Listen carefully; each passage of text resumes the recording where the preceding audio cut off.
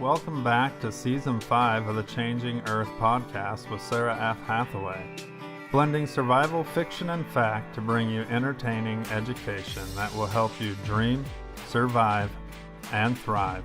And now, here's your host, Sara F. Hathaway. Hello, and welcome back to the Changing Earth podcast. This is episode number 181, Season 5, Episode 18. So a really cool show for you today. A special guest, and honored to have the guest on the show. But we'll get to that in a minute. Today's prepping, survival, natural disaster preparedness tip for you guys is remember that you are the most important prep. You are the most important item that you can have prepared for a disaster scenario, for a self-defense scenario, for pretty much any scenario.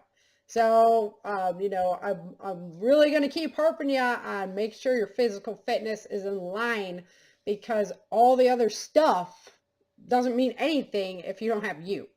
So you can't protect your children, you can't protect your family, you're done if you don't have you. There's, lots of different things. I've been working with a bum leg for, weeks now, and there's still tons of exercises, things that you can do.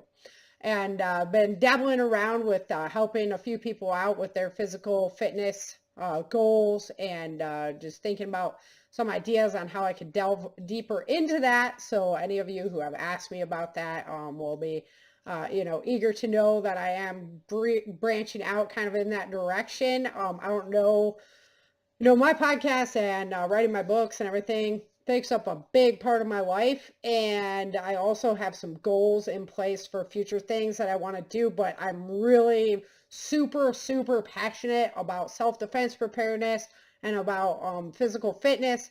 And so if you guys have questions you want answered, if you guys need help on those avenues, we can definitely work with that. And if you're already a Patreon member, just go ahead and give me a shout out, and we'll kind of get you on track there and see what we can do. So there's always help available for you. The one piece that I want to talk about today that has to deal with physical fitness is your grip strength. So it is so important. Like, I don't think anybody understands how important your grip strength is, like for carrying things, for opening things, for, doing anything. And it really, really became apparent to me when I started jiu-jitsu, because you're always grabbing onto people and, your hands are just working. And oh man, it just makes you realize real fast, I don't have the grip strength to be able to do this for very long. So it's something I'm working on, and, nobody really touches on that. Everybody's like, oh, your quads, your biceps, your chest, blah, blah, blah. What about your hands? Really important. So they make lots of squeezy balls, little squeezers that you can use to, get your grip strength going. And it's something that I highly suggest to you, because, if you're in a natural disaster, you're in an evacuation scenario, anything really that has to do with life, you're grabbing onto things and doing stuff like that. So I encourage you to check out one of those squeezers and start working on your grip strength. All right. Sorry about that. All right, so I want to go ahead and thank my Patreon members. Of course, if you're interested in becoming a Patreon member, you can do so at www.patreon.com/changingearth, or go over to my website and just click become a Patreon member. It's author Sara, Sara, F like Frank, Hathaway.com. So head on over to either of those spots. You're going to get hooked up with the information on how to become a Patreon member. And this week, I have a special bonus audio record that I did with my guest today, just specifically for my Patreon members. And I kind of took a page out of Dale and Lisa's book over at the Survivalist Prepper. This is all very tinfoil hatty, and just a great conversation, because my guest today just loves to research, and she's got all this information. And we got together over New Year's, and I was like, we got to get some of this down on audio. So we went ahead and did that. However, I am reserving that audio piece just for my Patreon members because, it's just a little bit of down and out talking and, it's not really part of this show. So I saved that there. So Patreon members, head on over to your bonus material and you got that great videos or great audio set sitting in there. And that audio set is just for you guys. So if you're interested in becoming a Patreon member, like I say, head on over to www.patreon.com/Changing Earth, or over to my website, author sarafhathaway.com. You can get hooked up in either of those two spots and get your access to the video, or to the audio, I'm sorry. So last week in Dark Days in Denver, Cassidy blows Erica's cover. Now, everybody knows she's there and what's going on. So so at the end of that chapter, Bennett had headed out to go find Daniel so he can have the whole family together and make sure everybody's protected and taken care of. So this week we're kind of following Bennett through the camp as he's, going looking for Daniel, and he's kind of touching base with everybody. So it's a cool chapter on just kind of, like the drama of what's happening with everybody. And one of the characters that he finds is Penny, and she's doing a preparation of vitamins for the road. So what really got me thinking about vitamins in your go bag is my friend Tammy Elliott, who makes her own vitamins because, you just never know what's going into your food supply, what's going into your vitamin supply. So it's something that she passionately researched. And, I was just blown away that she's making her own vitamins, and my brain should have bridged that gap. I mean, I did the same thing when I didn't want to take Western medicines. I just never really thought about it with my vitamins. So here she is making her own vitamins. Got me really, really interested in what she was doing and the process. And it also got me thinking what a cool idea that is for your evacuation bag or your go bag, to have that supply of vitamins in your go bag. And that way, if you're living off survival stew and just whatever you can find around, you have a guaranteed supply of nutrition. So I really got really excited about this idea, added in my book with this interview in mind, that I was going to have Tammy on and we're going to talk about how to make vitamins, how to go about doing that, and why it's so important. So that's my interview I have for you today with Tammy Elliott after our chapter. So without any further ado, let's go ahead and get into Dark Days in Denver. Hey YouTube listeners, got a special little piece just for you before we get into the story. So I wanted to clear up some stuff. I've been having some audio issues with my videos, and I took the time, really delved through my technology to figure out what the heck was going on. So don't worry about it. I got my good camera back up and running, so the video quality is better. I've got my mic is now directed in the right area, so all those problems should be all patched up. I want to thank you for sticking with me while I had those couple of videos where everything was just kind of quiet, right? So thank you again for watching, and enjoy Dark Days in Denver. Chapter 18. Bennett navigated through the crowded streets in search of Daniel. He was honored to have had the chance to watch the child grow into a young man over the years, and worried for him like his own son. Walking down the row of tents towards the ones that Erica's family occupied, he could hear a heated argument going on. "You told me you wanted to stop the fighting," a man insisted. "I do," the woman responded. "How can you say that?" the man hissed back. "Because it ruined my daughter's life." "I never know if today will be the day she won't be the survivor," the woman argued. Bennett knew the voice. "But your daughter is the lone survivor. She's Erica Moore, for God's sake," the man yelled. "Yes, she is. She didn't ask to be any part of this, but she's faced every challenge and fought for what she believes in," Nancy insisted. "Fought and killed? She's a killer, Nancy." "How is that good for our country?" he prodded her. "She did what she had to. If you possessed half as much guts as that girl," she replied, but was cut short. "I'd what? I'd turn to violence?" Walter yelled. Bennett turned the corner and saw Nancy folded over from a punch to the stomach. Walter was winding up to hit her again. Bennett sprang forward and smashed his elbow across Walter's nose. "Are you okay?" he questioned Nancy as she bent over coughing. She shook her head in an up and down motion indicating a yes. Watching her writhing in pain, Bennett turned back to the man cradling a smashed nose. "You son of a—" Bennett seethed, punching him again. Walter fell to the ground and Bennett proceeded to kick him in the ribs. "Bennett, stop!" Earl yelled, running up. "What the hell are you doing?" Bennett stopped his assault on the man and backed up a few steps. Walter was crying as he bled from the attack. "He hit Nancy," Bennett explained. "Is that true?" Earl wondered. "Yes," Nancy replied, finally regaining her composure. "Then he got what he deserved. But let's not kill the bastard," Earl barked. Bennett picked Walter up and pushed him down the line of tents. "Get out of here, and don't ever show your face around here again," Bennett jeered at the man. Returning to Earl and Nancy, he asked her again, "Are you all right?" She let out a deep breath and looked at him with tears in her eyes. He went and held the woman. Earl watched them for a moment before approaching. "Bennett, what's going on? 3 gunshot victims came into the med center." "We lost 2, Earl explained. "Cassidy came back into town. She blew Erica's cover, and some Federalist refugees tried to take her out. I'm rounding up the family," Bennett explained. "Oh, that's just great," Earl asserted. "Guess things were just a little too calm around here for once," his face distorted into a look of annoyance. Bennett ignored the man's protest and released Nancy from his embrace. "Nancy, do you know where Daniel is?" Bennett asked her. "No, he left after lunch with his notebook," Nancy replied, realizing Daniel could be in danger. "I didn't see him at the medical center," Earl commented, easing Nancy's mind. Bennett noticed Sergeant Walker passing by the row of tents.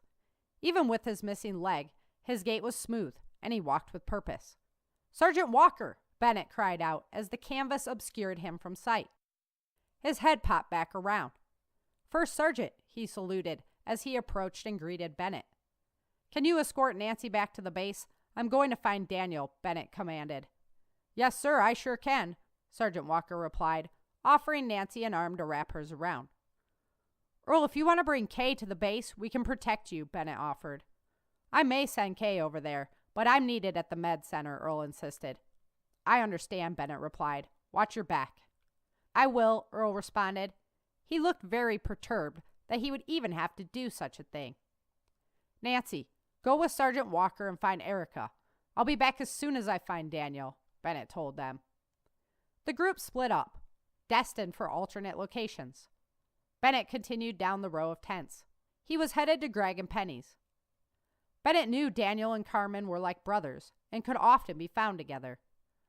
"First Sergeant Bennett, I didn't expect to see you today with all that's going on. What brings you by?"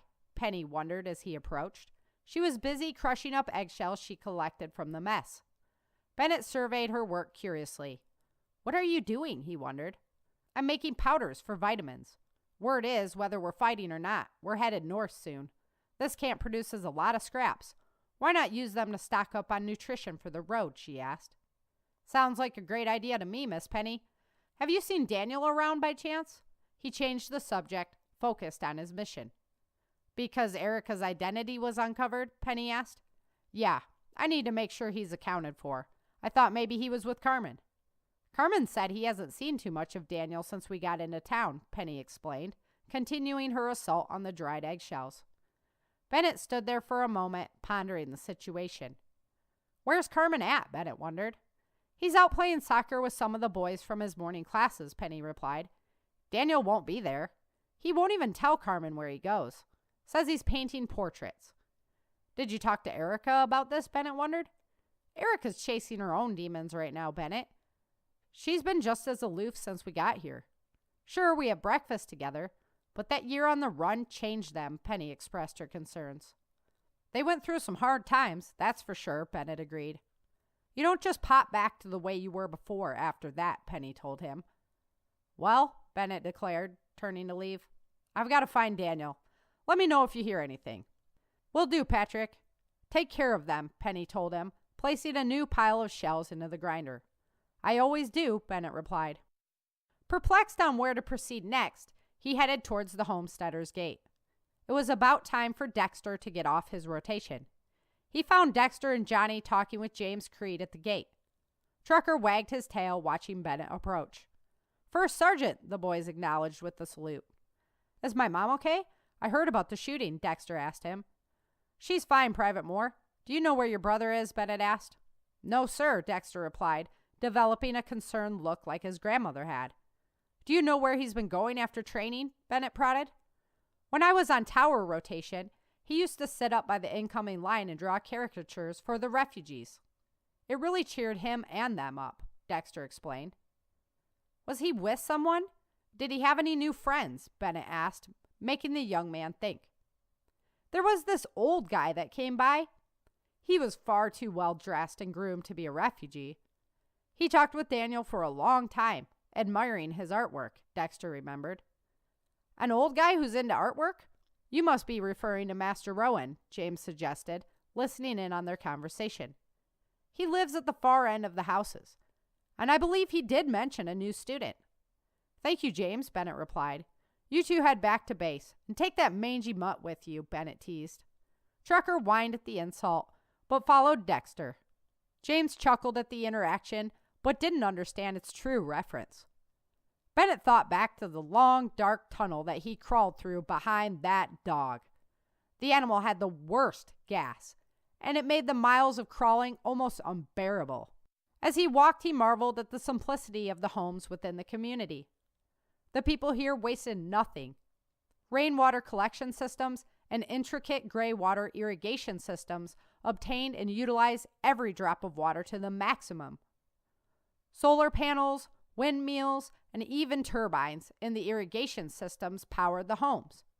Bennett approached the door to the last home in the cul-de-sac and knocked. There was no answer. Bennett knocked again and waited patiently. There was still no answer. Scratching his head in confusion, he thought he heard the sound of swords clashing in the distance. Curious, he made his way around the rear of the home.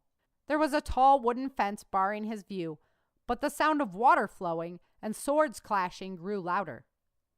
Bennett kept skirting the fence until he found a wooden archway. He stood in the middle, taking in the view. The courtyard looked like it belonged to Japan. A pond lined a pagoda with two people engaged in battle. An old man watched from an elevated position on a deck that adorned the back of the home. One of the two men fighting with the sword was a black man with short, scruffy hair.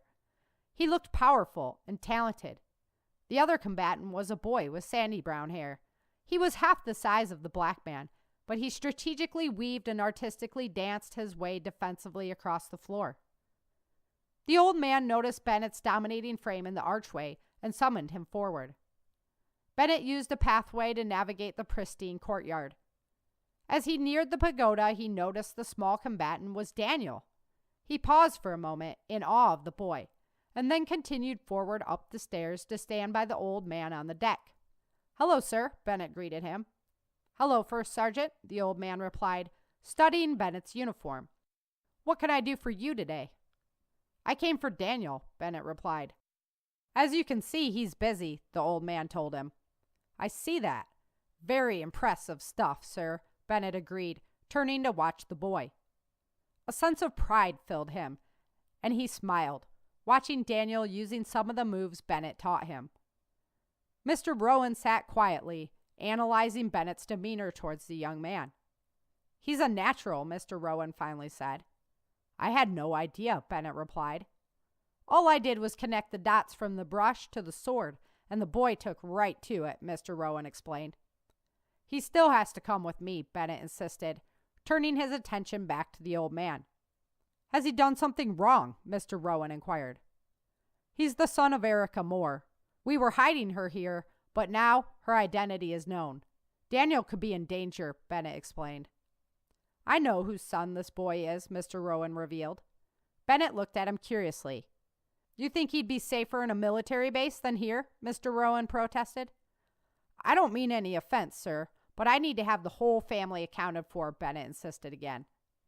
And how do I believe your story? Mr. Rowan inquired. Ask Daniel who I am and if he trusts me, Bennett replied. The old man stood from his seated position. Students, he commanded the combatants. They halted their practice and faced Mr. Rowan.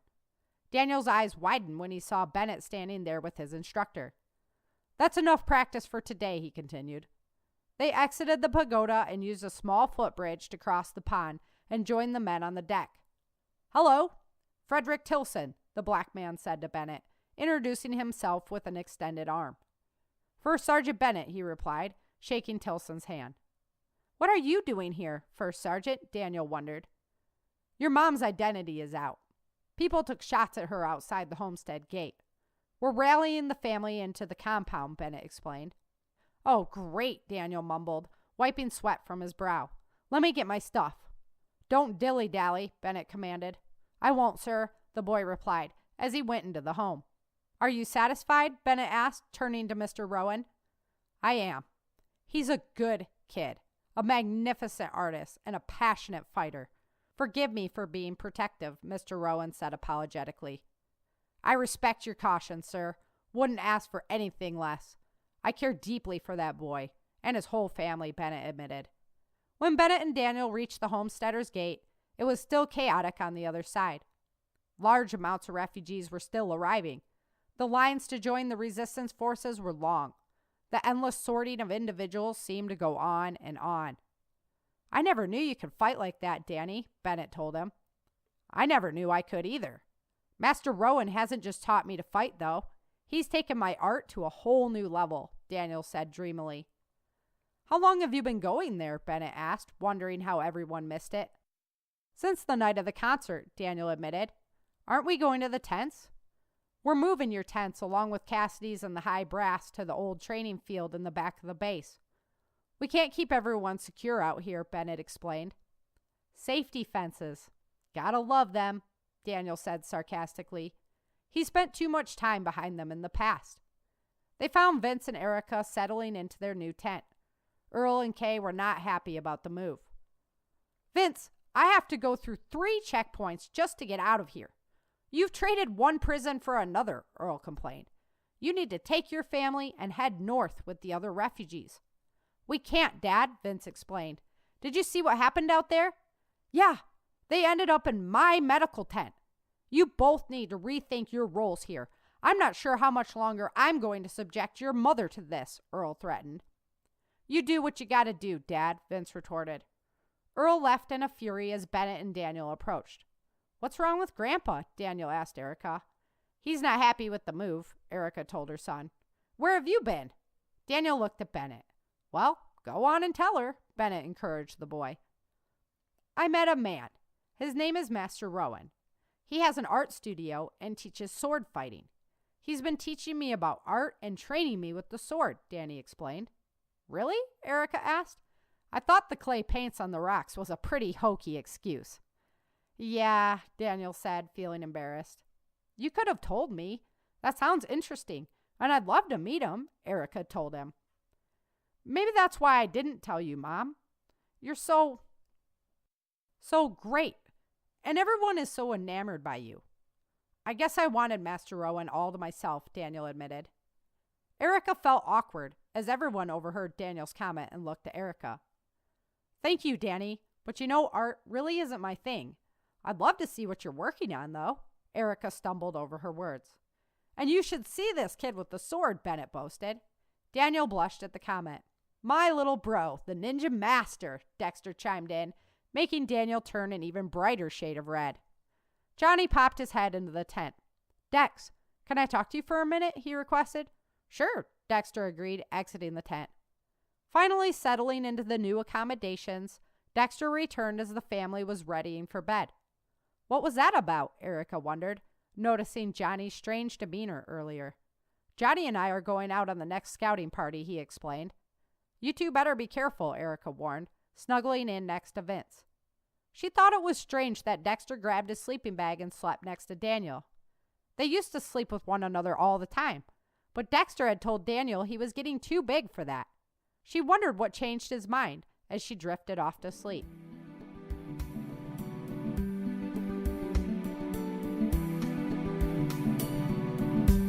Curious about Dexter's behavior, Erica drifts off to sleep.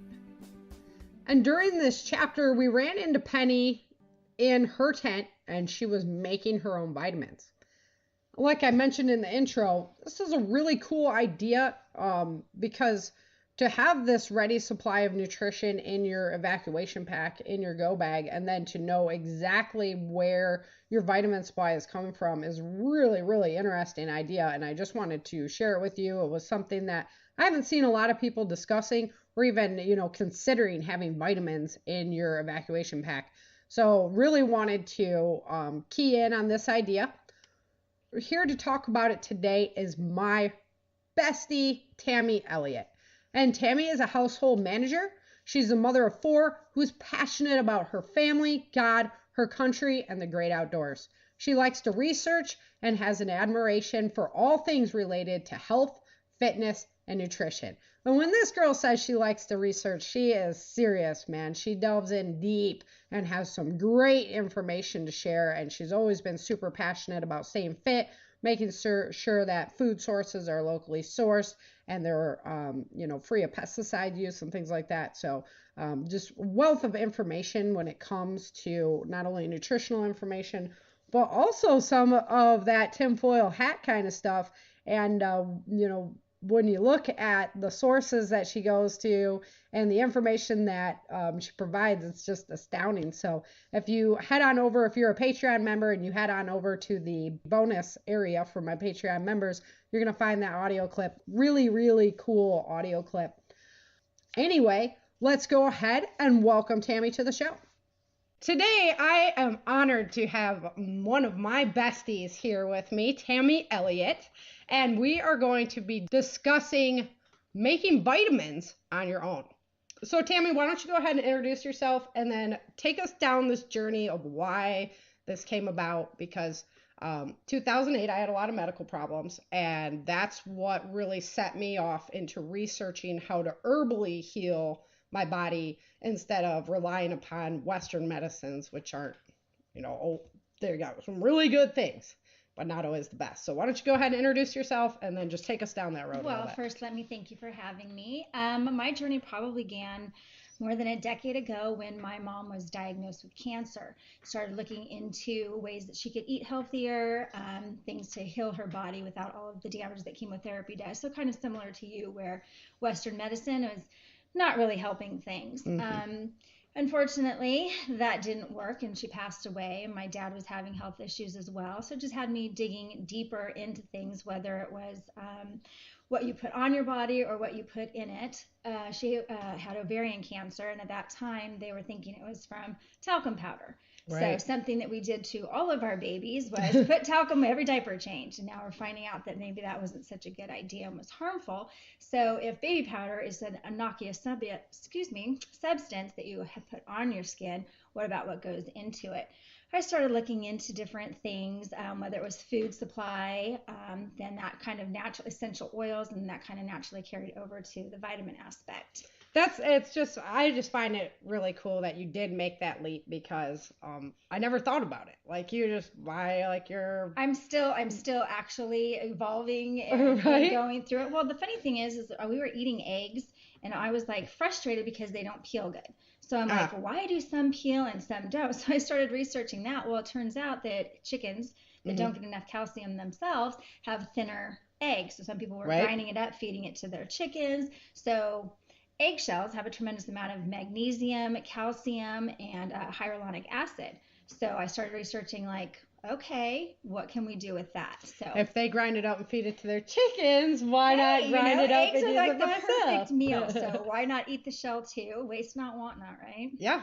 It's just so interesting to me because, my brain made the natural connection between, okay, they're giving me this pill, which they have taken a substance from nature, made it artificially, taken away the buffers from it, and then given it to me as a pill to try and help me or reduce something, something. But I never made the leap to vitamins. And then when you brought it up and started talking about making your own vitamins, I was like, wow, this would be great for a survival situation, because you're carrying around this nutritious powder, basically, that you just have access to. You can put it in your survival stew. You can do all these things with it, and it's going to keep your body nutrients at a good level as you're traveling, maybe don't have access to a lot of food. Well, not only that, I was started researching just, what is the difference between an inexpensive vitamin and an expensive vitamin? Right. So then you start looking through all of that. And I had a lot of friends who did network marketing who were always trying to sell me supplements. So me being the research person that I am now is that I would have to look to find out what kind of ingredients were in it and put it through a process. And then I realized that some of the ones that are supposed to be so good for you and expensive, they weren't really. Either it wasn't bioavailable, or it wasn't ingested properly, or there was just a lot of bad stuff in the vitamin. I almost said a bad word. So it just kind of led me down that path of like, okay, what can you do to make it yourselves where it's healthier, and also using things that you can readily find. And obviously it's not everything. We still purchase certain supplements, right? But trying to naturally go to the route of making as many as we can.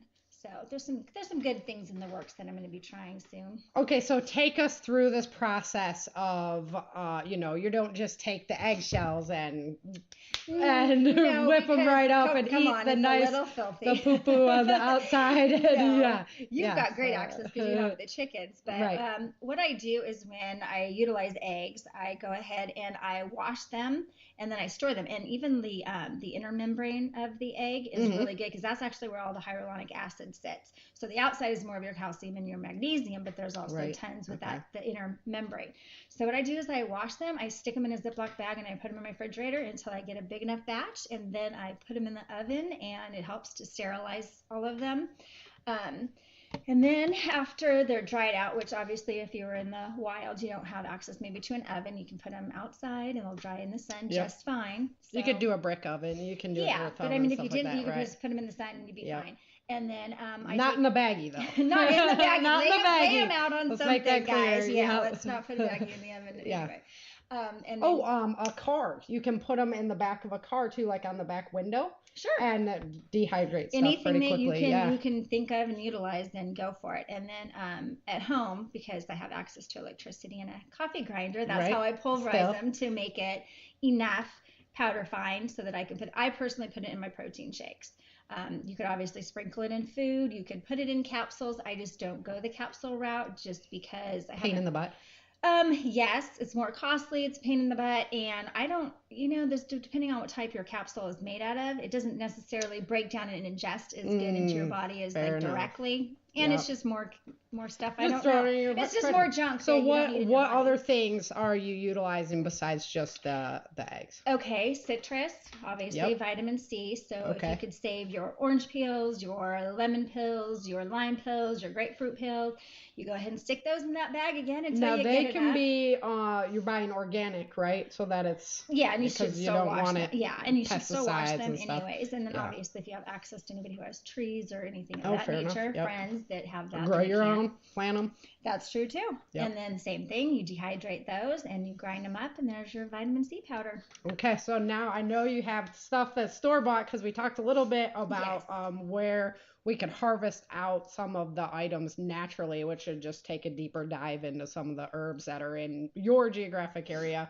Everybody that's listening is going to have access to different plants around their area, so they're going to have to do that research on their own. So what are some of the things that you're purchasing? And I know that you're not touting a company, but you had a company that you like. For the eggshells and the vitamin, for the vitamin C, for the citrus fruits, obviously, that's just what you purchase at your store or in your yard, however you go about that.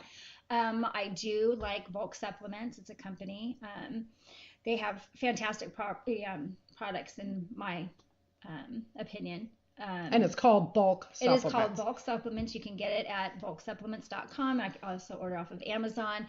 And that's something you could buy, have stock, just like any of our other really preps. Heavy duty, like Ziplocs, and I do my DMAE from them. I do my conjugated linoleic acid from them, raspberry ketones. All kinds of raspberry is spectacular for women, for women's health, and you can find that red clover too. And if you're interested in, I'm just going to start making my own toothpaste, because a lot of dentists will tell you that you can't actually remineralize your teeth and that you're just prone to decay. Well, that's not true. It's just like your bones, your teeth, your skin, everything can rejuvenate. So it's actually, I'm going to go through that company to get xylitol. So it's just xylitol, coconut oil, and tea tree oil. Okay. And then you can make your paste and store that too. I have a friend, fellow podcasters, Dale and Lisa, and she makes her own toothpaste, and Dale's like, I don't know. I think this one might not be that bad, but we'll see. We're gonna have to probably like tweak it with flavors to get the kids to have it. Yeah. You know? My buddy Doug did like some kind of ash like from your and so it was like the lye. I mean, if you're in a stick, charcoal, activated charcoal capsules, if you break those open, that is actually the perfect teeth whitener. You don't have to go buy the Crest white strips or any of that. Right. You just brush your teeth with charcoal. A lot of that stuff is just horrible for your teeth, though. The white strips and that, all they're doing is bleaching. It strips everything out of it. Yeah, so I haven't been a fan of trying that either. I'm like, that's nasty. Really, I think anything that's, I try to do a lot of research with Chinese medicine. Yep. I do a lot more herbs in my supplements and stuff than I do like maybe just straight Western vitamins per se. So we're growing some gotu kola right now, and I'm going to try to see what we can do with that. Yeah, you guys are always growing interesting things for your vitamins. I'm like, you got to come on. I just need to learn how to like do the essential oil extraction of half of these plants too. Yeah. So to be, really good. You need like some fields for that though. Like to make it worth your while, it takes a big supply of it. So. But some of it, I mean, you can just put on your, the gotu kola. It's great for memory function and your skin. I mean, they're touting that as like a lot of different benefits right now, even Alzheimer, and that you can just put on your salad. Yeah, I just think it's really neat that you could basically have this bag prepared and then be able to just, take it with you, whatever. I've always been a proponent of stocking protein powder as well, like a good organic protein powder, because how easy is that? If it's, everybody is surviving for themselves, at least you have protein to feed your body and stuff like that. Absolutely. So the vitamins is just a natural kind of partner with that. So we talked about what you use for your vitamin sources. So we kind of talked about how you're preparing the eggshells and stuff like that. Let's go into what we talked about when you're putting it in your smoothie in the morning, a little bit of protein. That's how I personally like to do it. I mean, you could put a spoonful in your coffee if you'd like. You can put it in water. Yeah, my dad does like chicory or something in his coffee. It's horribly bitter. I mean, like turmeric and some of those. I mean, turmeric's great one. Cinnamon. Yeah, a lot of that. I have a good question for you. Talk about the companies that you use to research it, because there's a lot of products on the market. I use one for tinnitus, the ringing. My brain just doesn't want to shut down ever, so sometimes it gets a little lethargic. So you got a great company that. It's an independent company based out of San Francisco. They don't take money from anybody. So don't say the San Fran word on my show. I know, I'm sorry guys, but it's true. It's called labdoor.com. You can even send them a sample of something that you would like them to independently test. And they do a lot of the well-known companies already, but that is for your vitamins, certain supplements, your protein powders. And I learned a lot about protein powders when I ran some of the companies that some people were trying to get me interested in, as opposed to some of the ones that were cheaper that you can find at your local grocery store. And I found that some of the cheaper ones were actually better, and they didn't have the toxicity level. So a lot of the bigger well-known companies failed in that department, where there's some like arsenic in your protein powder. So yeah, because really no matter what is in it, they are growing it somewhere. And so how are they doing that? So it's the same thing. Like they don't say, oh, these are all organic products inside of your, vitamins. Even stuff so that's it can be really nasty. Sometimes can, not be exactly what they claim to be. Yeah. If it's a farm that's grossing less than $250,000 a year, they just have to pay a fee, and they don't even get an inspection. So until your farm goes over $250,000, then you get an organic inspection and make sure that, So it's not all these even rules and regulations. It's like, if you're nice and little and stuff, then you can just put that label on there because you paid your government fee and la-di-da. So should get all government. Yeah. That's what we could go into, like a lot of tinfoil hat with Tammy. She's got some info. So. maybe we'll do a little record of some of that after. I'll put it on as bonus material for my Patreons. But so basically, what is the best way for your body to be able to utilize the vitamins that you're getting to take it through your research? What is it, that powder form that's just straight up? That's what I think. I mean, it's more bioavailable. If you're going through, your capsules and different things, depending on what those are made of, your body has to break that down. So the direct shot is the best way to go. Yeah. What are they usually made of? Like a gelatin? Yeah, and some are made of stuff that, Pectin? yeah. And it takes a Okay. little bit longer. Most of your vitamins take a little bit longer than what you think. And plus your body, it depends on certain systems within your body, how it makes it bioavailable. So a lot of times when you're taking in vitamins or even food, you're only getting a certain portion. I think calcium, even though you might take it a lot, I think it's only like 20 or 30% that you're actually like getting in your body. So I mean, there's all kinds of different. Yeah, because you have to have the right vitamin C levels. And that's another thing. So vitamin C, scurvy, right? Not something that we really think about like in our modern world. However, like it was really big deal nutrition wise. If your nutrition starts faltering, you're looking at scurvy and things like that. Not even that, there also a lot of research stating that higher levels of vitamin C help reduce your chances of cancerous growth. So that's something obviously that hits home to me and is important, is anything that you can do to combat that, keep yourself healthy. Because our food has a huge amount of influence on that. Yeah. And just some of the stuff, you start researching the backgrounds of Monsanto and... Oh, just what's in our food. It's horrible. Like, really? So if you can get as close to nature as possible and make your own, it's safer, because, I mean, not to be the crazy person or anything, but you can't always trust everything that they say is going into your foods. So. Yeah, I agree with that. Like I said, the organic thing, they just pay the fee and away we go. And research everything, because sometimes the ingredients sound like, oh, that can't be that bad, and then you find out it's like rat horrible poison. Well, then that's what I've been wondering, because I do a lot of the herbal research, and when Brock got the arthritis, I found Heal and Soothe, and I haven't looked at it on the lab box. Did you say? Labdoor. See, that's why, because I always forget the name. Now I'll have it written down in my notes and I'll be all set. But I haven't looked at it there. But the lineup, because I have done a lot of background research into the herbs, and the lineup of the herbs that they have in there was spectacular. And I was like, oh, well, here they are, all in one spot. Herbs are I don't have to huge. worry about it, finding each one, preparing it for him.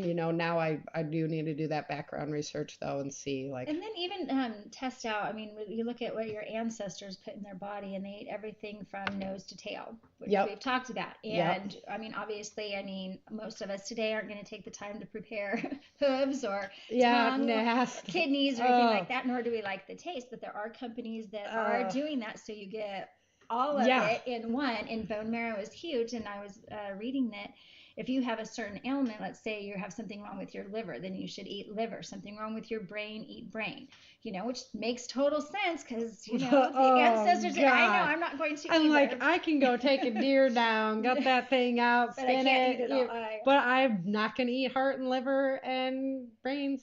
No, no, me either. No. So I'm currently taking a product that has all of that in it, in capsule form, where it doesn't, you don't have to have the taste. So I'm like, maybe I'll attempt to do that, but I don't know. My mom does, so maybe that's why she's all the all gizzards down good. and stuff, and maybe try to crush them and make something out of it. We'll see. With all the alcoholic beverages, maybe that's why, because she loves liver so much. Maybe that's why. Milk thistle. Right? Milk thistle for liver is huge. I take that daily, and just nettle. because your liver is your biggest organ and has so much to do to filter everything, not just alcohol. So 3 of those a day and you're good. Just keep drinking those beers and then just, do go ahead. your milk with thistle. There you go. All right. So if we had to leave our house in an evacuation scenario, what are you going to be taking with you as far as your vitamin supplements go? I am taking everything, and I have it in little apothecary jars in my cupboard, and I can literally just dump it all into a Ziploc bag. It doesn't matter if it's mixed up. Who cares? Because then when you go to take it, take a teaspoon, put it in whatever your soup, protein, whatever you would like. I'll be taking my protein powder and jerky. Yep. The Yep. simple things is, I mean, for me, it makes so much sense. well, you can live, for me, it's like if you've ever done like intermittent fasting or anything, then you should be able to know how your body works. Let's talk about that. Okay, let's. Yeah, because you were suggesting, you're like, I suggest that everybody at least try or attempt to in their lifetime to try to do a fast or intermittent fasting to see how your body reacts, because the more fat adapted you are, the more energy that you have, the more your body's working on its own. It's also a time for your body to like heal, because if you're constantly eating and digesting things, your body has to work. So if it got down to the point where we would have to survive, then the more used you are without food, especially in the first like 72 hours, which is like the most critical. Yep. If shit hits the fan, then you're going to have to be aware of things. So I think coupled with vitamins that you take, and then with intermittent fasting, I think that your body will be ready. You're not going to go through like the fatigue or what they call the keto flu, where you're just worn down and not able to function. You need to have your wits about you, stamina, and your brain. So function. Not only fasting, but like training while you're fasting, so that you stress your body to that level. Like I personally try to get used to working out fasting. Yep. So I do a fasted workout so that you can kind of see how much you can tax your body. Yeah, I love that. I've so many people. Nobody really talks about that, and it's like, do you realize the shock that your body would hit if you're not like I have some great friends who have like the perfect homestead set up, and they're gonna they live the life right now. I would say I'm half in right now. I want to go all the way. But it would still be a shock because you're used to waking up, you eat your breakfast, you get your metabolism going, lunch. And curiously, you're told that, look at your food pyramid and stuff, or that you need 3 large meals a day, or 3 meals and snacks. Nice small meals. So, I mean, they're kind of keeping you, obese, kind of down and stuff. We can feed the medical industry. Our food supply is based on a lot of things that aren't good, that affect our brain patterns and affect whether or not you're sluggish, whether or not you're gaining weight. So if you think about ADHD and all those things, you're not going to be fit when it comes down to it, and you're going to be, you're so cracked out on sugar. What are you going to do if you don't have sugar? Right. Because that's what coffee, caffeine. I mean, the headaches that you can get from that and things like. Really Soleil important. water, I'm going to throw that out there, which is another big, huge thing of mine. And all of that is it's pink Himalayan salt. You put it in a mason jar, cover it with water. If you start seeing no salt in there, you just add more salt. So it's the water that's ionized, and that helps you from getting any of those headaches. If you are trying to cut back on sugar or caffeine, teaspoon of that. If it tastes salty, it means your body needs all of that. And there's 84 different minerals in pink Himalayan salt that people aren't getting, that you don't realize. And that's your electrolytes. So people rely on Gatorade or something like that, which is a bunch of sugar still in it and stuff. So this is a natural electrolyte. And anytime you're feeling sluggish or feeling like you're getting those headaches or anything, you can take a teaspoon of that a day, and it does wonders. I wonder how that would do for the ringing too. It's a great pick me up. I don't know. You should try it for a week and see. Yeah. Now you've got me going. I'm gonna have to like research that. Right. I know. I have a product, and that's another one I should get on Labdoor and check out, because I do take like an herbal supplement that and it really helps. I mean, it does. So I mean, I can't complain because it works. So, but I do take like an herbal supplement for that when it starts getting something also weird. That your your listeners, it would be good to know too, is that our health is directly directed to our gut health. So, I'm a huge proponent of probiotics, collagen, quality probiotics. So there's so many people like jumping on the probiotic bandwagon, and the chewable pills. That is not, you can't have a live probiotic in a chewable pill that's on a shelf. That it doesn't work. There's a lot of different good ones. I suggest that also for your gut health is diatomaceous earth. Just make sure you get the type that is edible, for human consumption. Right. And that gets rid of any type of. We use it all out around the chickens and everything. I put that. It's another thing. I just put a little scoop in my smoothie, and that helps keep any intestinal issues. You're a clay eater. I'm a clay eater. That's what I always tease Brock. I'm like, if it was like their doomsday, if I had access to like good clay all the time, I'd be a clay eater for sure. It's like it works. It keeps any type of parasites. Yeah, because I do the Tums like crazy, so Why don't you just use like just once in a baking while. soda? So Yeah, we're not even going there. That's going in my next book. You guys are just gonna have to read the book 7 because that story is going there. That's gonna be a good one. Teaser. Yep, total teaser right there. Because good that was material great. right there. Yeah. So, well, I think that pretty much covers it. I just really wanted to bring to light. I don't know why. I just didn't make the connection between vitamin sources and doing it naturally. Like, hello. Yeah, next I would go straight herbs. I do mostly that, but there's just the basic ones because that's like basic vitamins that you need that like are really actually beneficial for your body. There's other ones not so much, but there's a ton of people now making gummy vitamins for their kids. You just buy the little molds, so that'll be my next endeavor to get that in that kid. Some healthier ones rather than the ones that are filled with sugar at the store. Right? I know. They love them. They're like, yeah. I know. I'm like, maybe I can duplicate it. We'll see. Gummies rule the world. Yeah.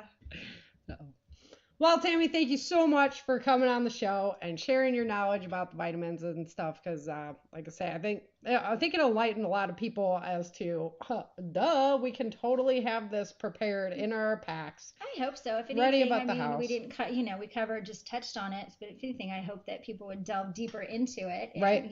Just a good place to start with your general health and well-being. Do your research, folks. Yeah. That's what it's all about. We're just educating, just touching the surface.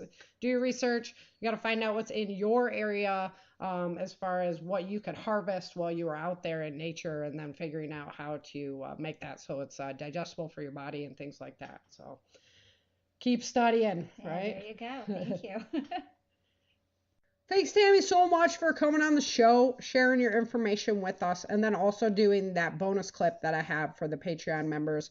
Just a fantastic day getting to see you and just sit down and talk about, why it's so important to realize what is going into your vitamin supply that you're taking. You think that you're taking these things that are going to provide all these minerals and vitamins to you, and it's all good for you, but you never know where they're getting their products from, or if they're really staying true to their word on the product labeling and whatnot. So really encourage you to do some research, find out what's in your area, what you can use. Check out some of Tammy's resources that she provided. You can head on over to the survival guide and check out this week's posting and find out, get all those links and everything to all those sites that Tammy suggested for where you can get your bulk products, as well as where you can do background checks on the vitamin providers and things like that. So great show today. Really appreciate your time. Okay, Patreon members, you got the bonus clip sitting over there in your Patreon bonus area of my website. So go head on over and check that out. And thank you so much for your support for the Changing Earth podcast. Love you guys. And if you'd like to become a Patreon supporter, head on over to www.patreon.com/changingearth, or head on over to my website, www.author.sarahfhathaway.com, and just click on Become a Patreon supporter, and I'll get you all hooked up right over there. Thank you guys for listening today. As I mentioned, if you have any questions about fitness and how you can get on your path to becoming a new you, just go ahead and contact me, and we'll see what we can work out as far as a plan, because learning off the internet is an interesting thing. I can't just make videos and put them out to you guys. It's not going to do you justice. So I'd rather have that personal connection. And if you're really interested, I am here for you, as I always am for everyone. So thank you so much for listening. I really appreciate your time. And until next time, remember, dream, survive, thrive. Thank you for joining Sara for this episode of the Changing Earth podcast. Don't forget to pick up your copy of Day After Disaster, Without Land, The Walls of Freedom, Battle for the South, and Dark Days in Denver at www.author.sarahfhathaway.com.